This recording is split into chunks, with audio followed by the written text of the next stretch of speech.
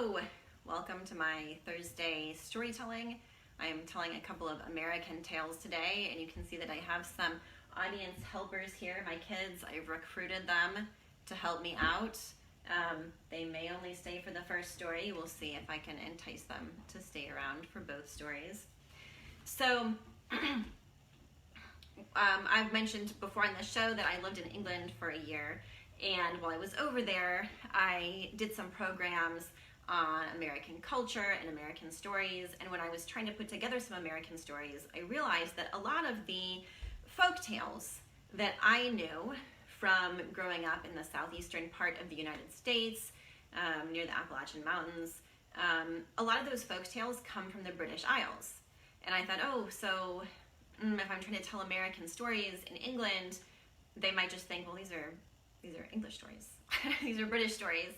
And I did tell some of them, and there were some talking points about how those stories came over to America. But also when I was trying to find some American stories, one of the stories that I decided to tell over there was Pete Seeger's Foolish Frog, because Pete Seeger, and actually he talks about his father, originally created this story. And so I thought, okay, we know who made it up, and that person's an American. So this is definitely an American story. So that was one of the stories I like to tell. And it's actually one of my very, very favorite stories to tell, just of all the stories that I tell. And I first learned The Foolish Frog, actually right before I moved to England. I was working in the public library in Athens, Georgia, in the children's department, and I did regular weekly preschool story times. And preschool story time always included me reading some books, doing some songs and rhymes and finger plays and all that kind of fun stuff. And then at the end, I would put on a video, usually made by Weston Woods. There are some other companies that do similar things where they animate a children's picture book, make it into a little video. And one of the Weston Woods videos we had was of The Foolish Frog. So it had the illustrations from the picture book, but it also had Pete Seeger narrating it and playing the music on his banjo. So I guess you could say that I actually learned this story from Pete. All right, so this is the story of The Foolish Frog. There is some participation, and as always, you can choose to participate at home, and I will feel your good energy. And I also have my children that I have coerced into coming to help me with the participation today also. So pay attention, and I will let you know when I need your help. Once there was a farmer walking down the road, playing a little tune on his guitar.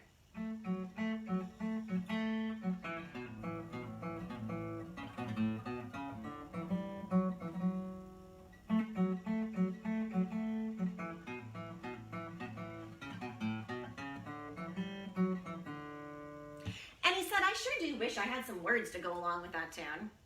Then he stopped on the bridge that looked over the brook, and he saw this great big bullfrog jumping from one side of the brook to the other. Boing! Boing! The frog looked up. He saw the farmer watching him, and he decided to show off. He took an extra big leap. Boing! Kersplash! He landed right in the middle of the brook. Well, the farmer just laughed, and then he started singing. Way down south in the Yankety-Yank, the bullfrog jumped from bank to bank just because he'd nothing better for to do. Stubbed his toe and fell in the water. You could hear him holler for a mile and a quarter just because he'd nothing better for to do. The farmer went on down the road, singing his new song. He stopped at the corner store. He needed some supplies, some feed for his animals. When he got up to the counter to pay, he told the owner of the store, "I got this song I want to sing you." The owner of the store said, "I don't have any time for your song. You just go on and pay and get out of here." The farmer said, "Now look, I'm not going to give you any money if you don't let me sing my song." So the owner of the store said, all right, just get it over with." So the farmer started singing again.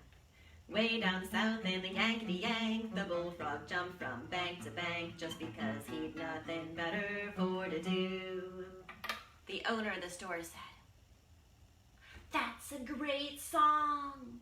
Hey everybody, let's have a party. Free strawberry cola and free soda crackers for everyone. So then, everybody in the corner store started singing. And this is where I need your help, because you can be like everybody at the corner store who's there at the party. So you can try and sing it along with me this time. Way down south in the Yankee-yank, the bullfrog jumped from bank to bank just because he'd nothing better for to do. And everybody was drinking the free strawberry cola. You can drink it with me. Glug, glug, glug, glug, glug. And everyone was eating the free soda crackers, and you can eat those too. Yum, yum, yum, yum, yum, yum, yum. And they were stomping on the floor, and you can stomp on the floor a few times. Well, meanwhile, back at home, everywhere it was the same story. Mother and kids are just sitting down to dinner, and where is father?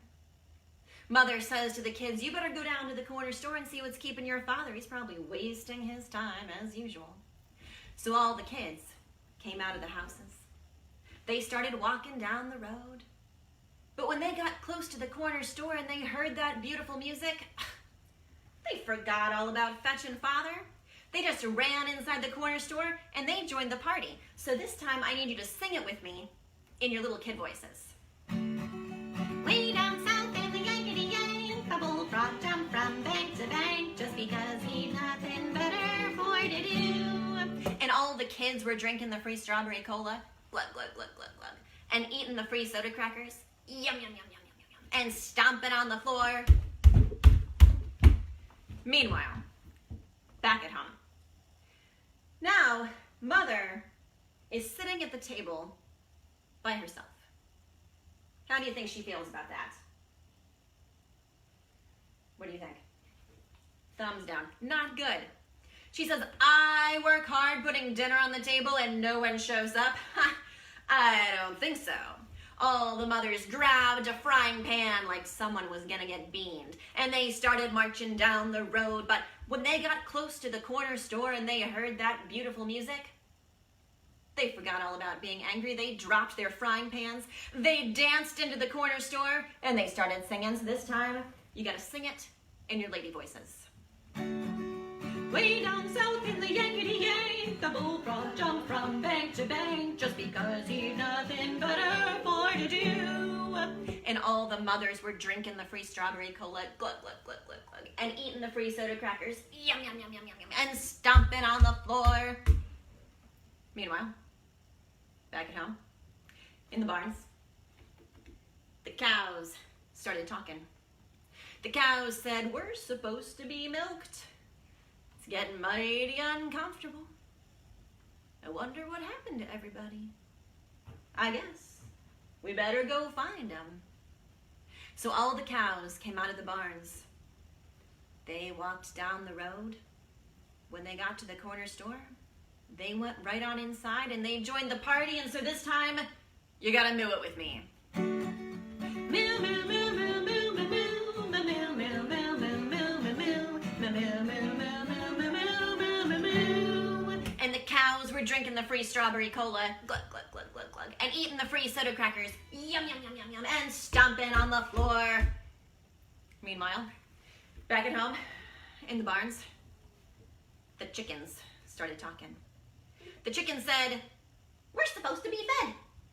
Where is everybody? I guess we better go find them. So the chickens hopped out of the barns. They hopped down the road. When they got to the corner store, they hopped right on inside and they started singing. So this time, you gotta balk it with me.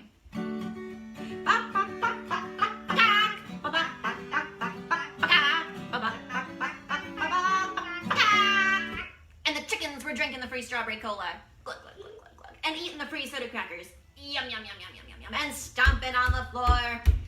Well, meanwhile, back at home, the barns themselves started talking. The barns said, without the cows and without the chickens, it's kind of lonesome out here. I guess we better go find out what happened to them. So all of the barns picked themselves up off their foundations and they started walking down the road. And when they got to the corner store, they squeezed themselves inside, and when they sang, they sounded like a rusty hinge on a barn door.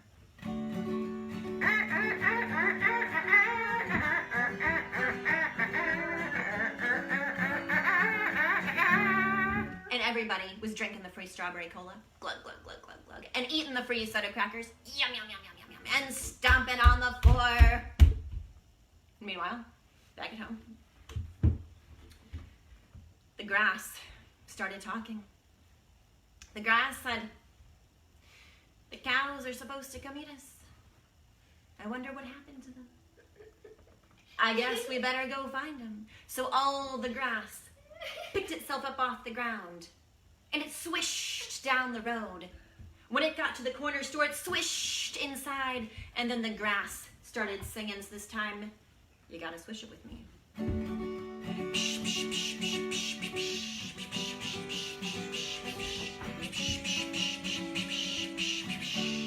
And everybody was drinking the free strawberry cola, glug, glug, glug, glug, glug, and eating the free soda crackers, yum, yum, yum, yum, yum, yum, and stomping on the floor.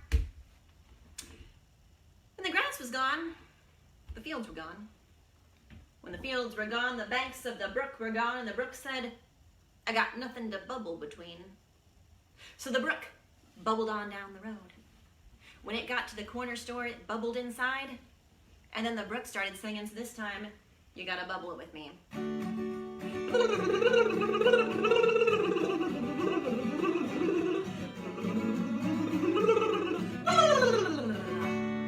And everybody was drinking the free strawberry cola, glug, glug, glug, glug, glug, and eating the free soda crackers, yum, yum, yum, yum, yum, and stomping on the floor. And the inside of the corner store was a big mess. There was grass growing out of the chimney, cowtails swishing out the window, everything was wet. And outside there was nothing. Nothing but the frog. Just standing there in midair. The frog looked around. Where am I? Where is everybody? I guess I better go find him. So the frog started hopping down the road. But when he got close to the corner store and he heard that beautiful music, he stopped and he listened. They're singing. Then he listened a little bit harder. They're singing about me. And when he heard that, he got kind of proud. And he puffed himself up. And he puffed himself up. And he puffed himself up. And he puffed himself up. And he puffed, boom, he exploded, and it was such a big explosion that everything went flying up in the air. Cows, barns, chickens, children, they all went flying up in the air. And then they floated down, right back where they were supposed to have been all along, feeling kind of foolish for themselves. The next day, everyone went out to try and find the frog. They looked high, and they looked low. It was a big mess outside. There were strawberry cola bottles and soda cracker wrappers everywhere, but there was no sign of the frog.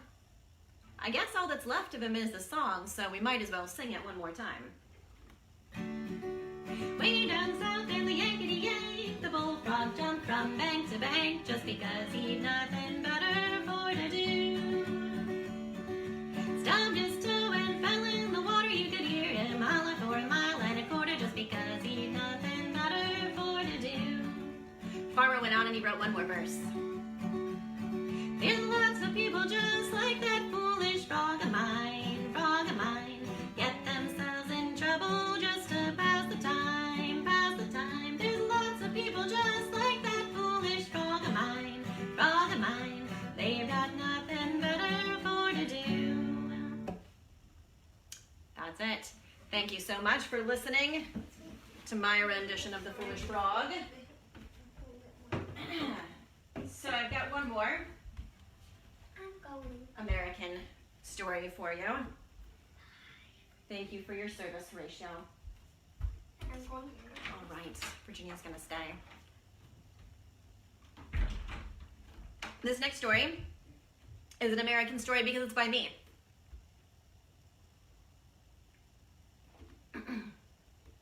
Now, the original bits of this story actually came about when I was in high school and I first started getting interested in storytelling. And I was hanging out with a couple of friends at a coffee shop. And one of my friends said, "Oh, you're a storyteller. Could you tell a story about anything? Like if I just threw out a prompt, could you tell a story about anything?" And I had zero experience with improvisational storytelling, but as a teenager, I had a lot of unearned confidence. And I said, yeah, I can tell a story about anything. So my friend threw out a prompt, and I came up with a little short story to go with it. It wasn't bad. And I won't tell you yet what that prompt was, because I don't want to give away that part of the story yet. But later on, in the following years, I thought, that little story, that wasn't so bad. I think I'd like to make it into a bigger story, into a real story. And that's when I decided to kind of flesh it out and put together the story that I'm going to tell you now. And as I was building this story, I decided I wanted it to be a jack tale. So jack tales are some of those tales that we tell in the Appalachian Mountain region that came over with colonists from the British Isles. So I was going to make it my own jack tale, and I was going to make it kind of a modern jack tale. And what I ended up creating was this story, Jack and Virginia, the Mayor's Daughter.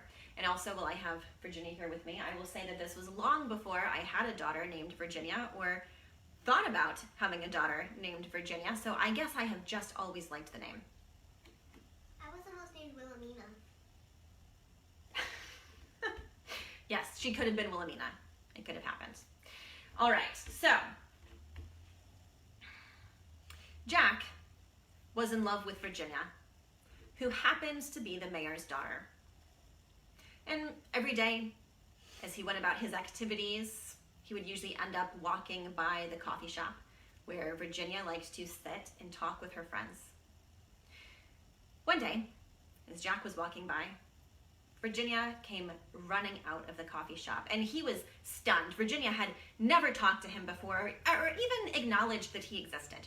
But she came running out of the coffee shop right up to him. "Jack, you love me, Jack." "Yes, Virginia, I love you." "Jack, I want you to tell me why you love me. Your answer, it should be beautiful. It should be magical. Don't tell me right now. Go home and think about it. Work on it. And meet me back here tomorrow and tell me why you love me." So Jack went home, and he thought about it, and he thought about how he loved Virginia's green eyes. But when he thought about it, if she had blue eyes or brown eyes, he would still love her. And he loved Virginia's sense of humor. But if she sometimes told jokes that weren't funny, or if she didn't laugh, he would still love her. And he loved how well-spoken Virginia was. But when he thought about it, if she didn't always say the right thing, if she didn't speak at all, he would still love her. The next day, Jack met Virginia outside the coffee shop again. "Well, Jack, tell me, why do you love me?" "Virginia, I went home and I thought about it, and at first I thought maybe I loved you for your green eyes. But I would still love you if your eyes were blue or brown. And then I thought maybe I loved you for your sense of humor. But if you didn't always tell good jokes, if you didn't laugh, I would still love you. And then I thought maybe I loved you for how well-spoken you are, but if you didn't always say the right thing, if you didn't speak at all, I would still love you. And so I can only conclude that my love for you is completely unreasonable because I can't think of a single reason that it should exist." Jack, that is not beautiful or magical or poetic. And you didn't even answer the question. This is very disappointing, Jack. No, Jack, you love me. "Yes, Virginia, I love you." Jack, I'm going to give you another chance. I want you to prove your love for me. I want you to go on a journey, bring back some rare and priceless item, do something dangerous to prove your love for me. You have a week. Meet me back here outside the coffee shop, and you can tell me about what you have done, show me what you have brought me. All right. Jack went home and he thought about it. He could go on some long journey, but he wanted to give Virginia more than his time. And he could bring her back some rare and priceless artifact. But he wanted to give Virginia more than anything. He could do something dangerous. But he would give Virginia more than his fear, more than even his life. And so he sat down on his floor and he meditated and he took a journey within himself. At the end of the week, Jack met Virginia back outside of the coffee shop. Well, Jack, what have you done? What have you brought me to prove your love for me? Virginia, I thought about going on some long journey, but I want to give you more than my time. And I could have brought you some rare and priceless artifacts, but I want to give you more than anything. And I thought about doing something dangerous. But I would give you more than my fear, more than my life. And so I have meditated for the past week. I have gone on a journey within myself, and I have come to give you everything I have to give, all that is truly mine to give. Myself. Jack, you have failed me. Again.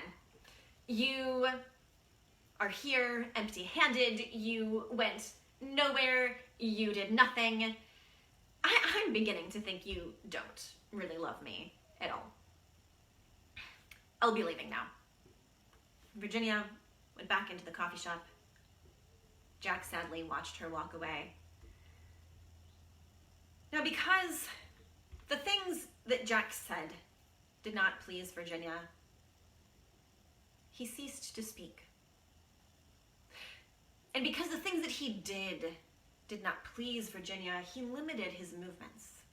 He became a mime inside of an invisible box, 4 invisible walls, no roof so that the fresh air could get in. And he set himself up as a mime in an invisible box in the alley that ran beside the coffee shop. And Virginia looked out the window and she watched Jack day after day. He stood there as the sun beat down on him and burned him, as the rain poured down on him and soaked him, as birds flew overhead and pooped on him. And then one day, as Virginia was watching, a confused tourist took a wrong turn down Jack's alley. This car was speeding toward him. Virginia was horrified. She was so afraid for what might happen to Jack. And Jack, as a mime in his invisible box, he tried to signal for the driver to, but the driver didn't notice him. Jack realized he probably needed to make an escape. He tried to call for, but no one seemed to hear him. He tried to climb out on an invisible rope, but he wasn't getting very far. And then he tried to dig out with an invisible shovel, but he wasn't getting very far that way either. And finally, there was nothing left for him to do but brace for impact. And the car, it ran into that invisible box, and the hood accordioned. The car came to a stop, and Jack was fine. The invisible box had stopped the car and saved Jack. Virginia, watching from inside the coffee shop, she was so relieved that Jack was okay. She came running out of the coffee shop. She turned down the alley. She was running toward Jack with her arms outstretched, ready to embrace him. And Jack, he could hardly believe his eyes. And he was ready. He was ready to hug Virginia. She ran up to him, and Virginia ran into the invisible box as well. So that is the end of my story of Jack and Virginia, the mayor's daughter. I'll tell you now that the original prompt was a mime in a dark alley. And as you know, every story needs conflict.